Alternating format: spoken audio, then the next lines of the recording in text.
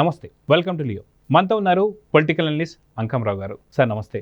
నమస్తే సార్, ఏదైతే సిట్ విచారణకు సంబంధించి పూర్తి విచారణలో అన్నీ కూడా బయటపడుతూ వస్తున్నాయి. మిథున్ రెడ్డితో పాటు దాదాపు 12 మంది ఇప్పటిదాకా అరెస్ట్ చేశారు. వాస్తవానికి మిథున్ రెడ్డిని అరెస్ట్ చేస్తారా లేదా అనేటువంటి ఒక సందేహం అందరిలో ఉంది. కానీ నిజంగా సిట్ మాత్రం ఒక సంచలనమైనటువంటి తీర్పు తీసుకుందని చెప్పుకోవాలి. మిథున్ రెడ్డిని అరెస్ట్ చేసిన తర్వాత పూర్తి స్థాయిలో బిగ్ బాస్ను కూడా ఇంకా అరెస్ట్ చేస్తారని చెప్పేసి అర్థం చేసుకోవచ్చు. ఇదే విధంగా లిక్కర్ స్కామ్లో చెవిరెడ్డి భాస్కర్ రెడ్డి గారిని అంతకుముందు విచారిస్తున్న టైంలో పోలీసుల పైన కావచ్చు, కోర్టులో జడ్జి ముందు కావచ్చు, విచారిస్తున్న టైంలో కూడా రంకెలు వేశాడు. అదిగాక సిట్ విచారణ ఆఫీస్కి ముందే ఒక ఇల్లు తీసుకుంటాను అని చెప్పి బెదిరించడం కూడా చూసాం. కానీ పూర్తిగా ఈరోజు చూసేసరికి విభిన్నమైనటువంటి ఒక దృశ్యం. అది కాకుండా ఎవరైతే అప్పట్లో ఎక్సైజ్ మినిస్టర్ చేసినటువంటి ఒక నారాయణ స్వామి గారు ఉన్నారో, డిప్యూటీ సీఎం కూడా ఆయనే చేశారు.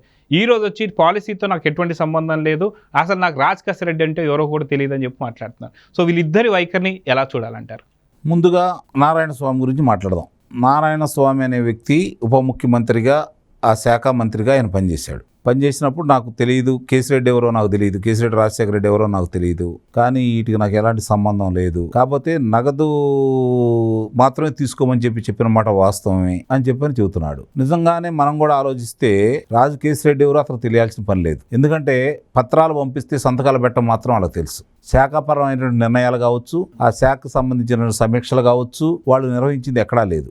వాళ్ళు ఏ దసరాలు అయితే పంపిస్తారో వాటి మీద సంతకాలు పెట్టడం మాత్రం ఏందని కూడా చూడరు. వాళ్ళు ఎక్కడ సంతకాలు పెడతారో వాళ్ళు చెప్తారో అక్కడ సంతకాలు పెట్టడం మాత్రమే ఈ శాఖ మంత్రులు చేసినటువంటి కార్యక్రమం. మీరు చూడండి, ఆయన 5 సంవత్సరాల్లో ఎక్కడైనా సరే ఆయన శాఖకు సంబంధించిన కార్యాలయంలో కూర్చొని సమీక్ష చేసి వివరాలు ఎప్పుడన్నా చెప్పాడా?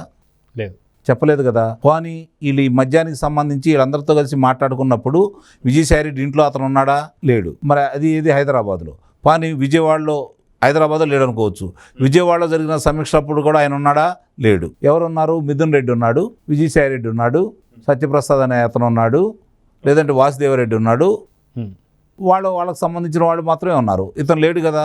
అంటే ఇతని ప్రమేయం ఇతనికి తెలుసు అని చెప్పైతే ఆ శాఖ మంత్రిగా ఈరోజు అతను తాకీదులు ఇచ్చి రమ్మన్నారే తప్ప ఇతనికి పూర్తి వివరాలు తెలియదు అనేది వాస్తవమే, మనం కూడా ఒప్పుకోవాలి. కాకపోతే ఇతను అడ్డం పెట్టుకొని, అతనికి ఉన్నటువంటి కులాన్ని అడ్డం పెట్టుకొని అతని చేత మాట్లాడిచ్చారు. చంద్రబాబు నాయుడు గారిని శాసనసభ సాక్షిగా ఏ విధంగా తిట్టించారో మనం చూసాం.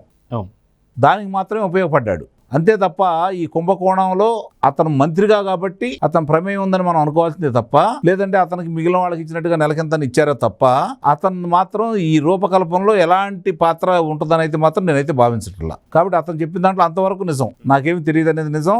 కేసిరెడ్డి రాజశేఖర రెడ్డి ఎవరో నాకు తెలియదు అనేది కూడా నిజమే అయ్యి ఉండొచ్చు. ఎందుకంటే అతను ఎక్కడ ఉండి పర్యవేక్షణ చేస్తున్నాడు, ఇక్కడికి వచ్చి కూర్చోవాల్సిన పని అయితే లేదు కదా. కాబట్టి ఆ విషయాల్లో అతనికి ఒప్పుకుందాం. ఇక చెవిరెడ్డి భాస్కర్ రెడ్డి అయితే సార్, నారాయణ స్వామి విషయంలో నాకు ఇంకొక డౌట్ ఉంది. వాస్తవానికి ప్రతి ఏదైతే పోర్ట్ఫోలియో ఉంటుందో 2.5 సంవత్సరాల లోకలు 2.5 సంవత్సరాల లోకల్లాగా అందరి చాలా వరకు మార్చారు. అది నీటిపారుదల శాఖ కావచ్చు, మిగతాదాన్ని కూడా. ఎక్సైజ్ మినిస్ట్రీ మాత్రం 2019 నుంచి 24 దాకా ఒక్కరినే పెట్టారంటే, అంటే నోరు ఎత్తి కనీసం ఏంటిదని ప్రశ్నించడు కాబట్టే నారాయణ స్వామిని పెట్టారా అంటే ఏమంటారు? ఇప్పుడు మనం ఒక సమావేశంలో కూడా చూసాం, పెద్దిరెడ్డి రామచంద్రారెడ్డి కూర్చున్నప్పుడు ఈయన ఏ పరిస్థితుల్లో ఆ సభలో ఉన్నాడో కూడా. ఇవన్నీ కూడా చెప్పుకుంటే అతను 5 సంవత్సరాలు అదే శాఖ నిర్వహించినా కూడా ఇందాక నేను చెప్పినట్టు దసరాల మీద సంతకాలకే తప్ప రెండోది ఏమి లేదు. అందుట్లో ఆ జిల్లావాసి కాబట్టి ఇదన్నా చూసింది మిథున్ రెడ్డి కాబట్టి, చెవిరెడ్డి భాస్కర్ రెడ్డి కాబట్టి. ఇప్పుడు అది కూడా బయటపడ్డాడు కదా, 2 నాయకులు నన్ను ఇరికించాలని ప్రయత్నం చేస్తున్నారు అని. మరి ఇంకెన్ని వాస్తవాలు బయటపెడతాడో చూడాలి. అది ప్రసార మాధ్యమంలో కాకుండా న్యాయమూర్తి ముందు చెప్తే దాన్ని పరిగణలో తీసుకుంటారు. ఇప్పుడు అతను కూడా విచారంగా రమ్మన్నారు కాబట్టి వెళ్ళి ఏం చెప్తాడో మనం చూడాలి. అంటే అది కూడా కాకుండా ఏమంటున్నారంటే, చంద్రబాబు నాయుడు గారు నేను ఇద్దరిది కూడా ఒకటే వయసు, ఒకేసారి రాజకీయాల్లోకి వచ్చాం అని చెప్పి అంటూనే చంద్రబాబు నాయుడు గారు ఇక్కడ రాష్ట్ర అభివృద్ధి కోసం రాష్ట్రాలు కాకుండా దేశాలు కాకుండా విదేశాలు కూడా తిరిగి వస్తున్నారు. ఈయన జస్ట్ సిట్ విచారణకి విజయవాడకి నేను రాలేకపోతున్నాను అని చెప్పేసి అని మాట్లాడుతున్నాను. ఎలా చూడాలంటే ఇక వాళ్ళ గురించి అంత తక్కువ మాట్లాడుకుంటే అంత మంచిది. ఇప్పుడు ఆయనతో ఎవరిని పోల్చకూడదు, మీరు గమనించుకోండి. ప్రస్తుత భారతదేశంలో ఉన్న రాజకీయ నాయకులు ఎవరిని కూడా చంద్రబాబు నాయుడు గారితో పోల్చకూడదు. అంటే ఈయన అంటున్నాడు అన్నమాట, చెబుతున్నా, అసలు పోల్చకూడదు.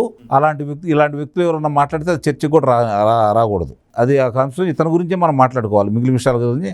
అందుకని ఇతని గురించి మీకు చెప్పాల్సిన వరకు చెప్పేశాను నేను. అతనికేమి వాస్తవంగా అతను చెప్పిన దాంట్లో వాస్తవం అనేది నేను అందుకే అంత కూడా, ఎందుకంటే అతనికి ఏం సంబంధం ఉండదు. మంత్రిగా కాబట్టి బాధ్యత, నిర్ణయాల్లో కానీ డబ్బులు వసూలు చేసే కార్యక్రమంలో కానీ డబ్బులు పంపించే కార్యక్రమంలో కానీ అవి ఏమీ అతనికి సంబంధం లేదు. సంతకాలు పెట్టడం మాత్రం అతని బాధ్యత, అది నిర్వహించాడు కాబట్టి అతను కొనసాగించారని చెప్పి మనం భావించాలి.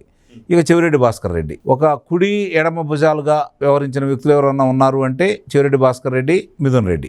ఈ అధికారంలో వచ్చిన కాడి నుంచి ఈ కార్యక్రమాలన్నీ కూడా సమర్థవంతంగా నిర్వహించింది కూడా వాళ్లే. కాబట్టి ఇప్పుడు అదుపులో తీసుకున్నారు. కాబట్టి చెవిరెడ్డి భాస్కర్ రెడ్డికి సంబంధించి సాంకేతిక పరిజ్ఞానాన్ని అందుబాటులో తీసుకొచ్చేసి ఏదైతే హైదరాబాద్లో ఉన్నటువంటి ఈ 6 నేలమాళిగలు, అమరావతిలో ఉన్నటువంటి హాల్మార్క్ నివాసంలో ఉన్నటువంటి నేలమాళికి సంబంధించి ఇతను ఎన్నిసార్లు అక్కడికి వెళ్ళాడు, ఎవరితో మాట్లాడాడు, అన్ని విషయాలు సేకరించిన తర్వాతే ఈరోజు అతను నిందితుడిగా చేర్చారు, అతను అదుపులో తీసుకున్నారు. ఇది గమనించుకోవాలి. మరి ఈరోజు మీరన్నట్టు ప్రారంభంలో ఎంత విరంగం చేశాడో, ఇదే కార్యాలయం ముందు, విచారణ కార్యాలయం ముందు నేను ఇల్లు తీసుకుంటాను, మీ సంగతి తెలుస్తాను అని చెప్పని మాట్లాడాడు.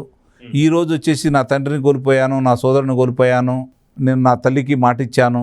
మద్యం తాగనని మాటిచ్చి ఉంటావు, అంతవరకు మనం కూడా ఒప్పుకుందాం. మద్యం తాగనని మాటిచ్చి ఉంటావు. ప్రజల రక్త మాంసాలతోటి వ్యాపారం చేయను అని చెప్పి మాట ఇవ్వలేదుగా. ప్రజల చేత మద్యం తాగించనని చెప్పి అయితే మాట ఇవ్వలేదుగా. ఆ వచ్చే డబ్బుల్ని ఎలా సద్వినియోగం చేయాలో అధినేతను దృష్టిలో పెట్టుకొని ఎలా చేయాలో అన్నీ చేసిన తర్వాత ఈరోజు కళ్ళనీళ్ళు పెట్టుకుంటున్నాడు అంటే అతన్ని మీరు అన్నట్టు మిథున్ రెడ్డిని అదుపులో తీసుకోరు అనే ఆలోచనతో ఇప్పుడు దాకా ఉన్నారు ధైర్యంగా. కాబట్టి ఇప్పుడు మిథున్ రెడ్డిని ఎవరినో రక్షించారు గతంలో, అవినాష్ రెడ్డిని రక్షించిన శక్తులే ఈ రోజు మిథున్ రెడ్డిని కూడా రక్షిస్తాయి, మా దాకా రాదు అనే ధైర్యంలో ఉన్నాడు నిన్నటిదాకా. ఈ రోజు మిథున్ రెడ్డిని అదుపులో తీసుకున్న తర్వాత మళ్ళీ సరికొత్త నాటకాలకు తెరలేపారు. న్యాయమూర్తి ముందు ఈ విధంగా ప్రవర్తిస్తున్నారని అయితే మనం భావించాలి. కాబట్టి ఇప్పుడు ఒక్కొక్క విషయాలన్నీ బయటకు వస్తున్నాయి. కాబట్టి రేపొద్దు నారాయణ స్వామి, విజయసాయిరెడ్డి వాళ్ళని పిలుస్తారు. వాళ్ళిద్దరిని పిలిచిన తర్వాత జగన్మోహన్ రెడ్డిని పిలుస్తారు. ఇందుట్లో ఆగేది అయితే లేదు. ఈ ప్రక్రియ మొదలైంది, చివరి అంకానికి చేరిందని అయితే నేను భావిస్తున్నాను. సార్, ఏపీ పోలీసులకు సంబంధించి సిట్ అధికారులు ఎవరైతే ఉన్నారో లిక్కర్ స్కామ్లో వాళ్ళ పనితనాన్ని మీరు ఎలా చూస్తారు? చాలా గొప్పగా చేశారు, అందుట్లో ఎలాంటి సందేహం కూడా ఏం లేదు. రాజశేఖర్ బాబు గారి ఆధ్వర్యంలో చాలా అద్భుతంగా పనిచేశారు. లేకపోతే విదేశాలకు వెళ్ళాలని చెప్పని విమానంలో పేరు మార్చుకొని ప్రయాణం చేస్తున్నటువంటి కేసిరెడ్డి రాజశేఖర రెడ్డిని అదుపులో తీసుకోవడమే కాకుండా ఈరోజు ఆ ధనం మధ్యలో నుంచొని ఇదిగో పలానా చాటు నుంచి ఎంత వచ్చింది, ఈ ధనాన్ని పలానా సాటి పంపిస్తున్నామని చెప్పని వాడు చిత్రీకరించినటువంటి అవి కూడా ఈరోజు ఈ సాంకేతిక పరిజ్ఞానాన్ని అందుబాటులో తీసుకొచ్చి బయటపెట్టారు అంటే, ఇంతమందిని ఇంత పెద్ద తలకాయలను కూడా బయటపెట్టారు అంటే వాళ్ళు చేసినటువంటి పరిశోధన సామాన్యమైంది కాదు కదా. కాబట్టి నిస్సందేహంగా వాళ్ళని అభినందించాలి. అందుకే నేను గతంలో కూడా చాలాసార్లు చెప్పాను, ఆంధ్ర రాష్ట్ర పోలీసులకు ప్రత్యేకమైన స్థానం ఉంది. దాన్ని రాజకీయాల వల్ల వాళ్ళ యొక్క గత 5 సంవత్సరాల్లో ప్రతిపక్ష నేతల మీద వాళ్ళు ప్రయోగించారు. కాబట్టి దాన్ని తప్పుపట్టాల్సి వస్తుంది తప్ప వాళ్ళ మాటలకు లొంగిపోయి, అధికారానికి లొంగిపోయి ఇంతకు ముందులా స్వతంత్రంగా పనిచేయటం లేదు కదా. పై అధికారులు చెప్పింది కింద వాళ్ళు చేయాల్సిన పరిస్థితులు ఉత్పన్నం అవుతున్నాయి. కాబట్టి వాళ్ళు మసకబారుతున్నారే తప్ప ఆంధ్ర రాష్ట్రంలో ఉన్నటువంటి వీళ్ళకి స్వేచ్ఛ ఇచ్చేసి పలానా కుంభకోణం జరిగింది వెలుగు తీయమంటే ప్రభుత్వం అనుకున్న దానికంటే కూడా ఇంకా 4 రోజుల ముందే బయటికి తీసుకొస్తారు.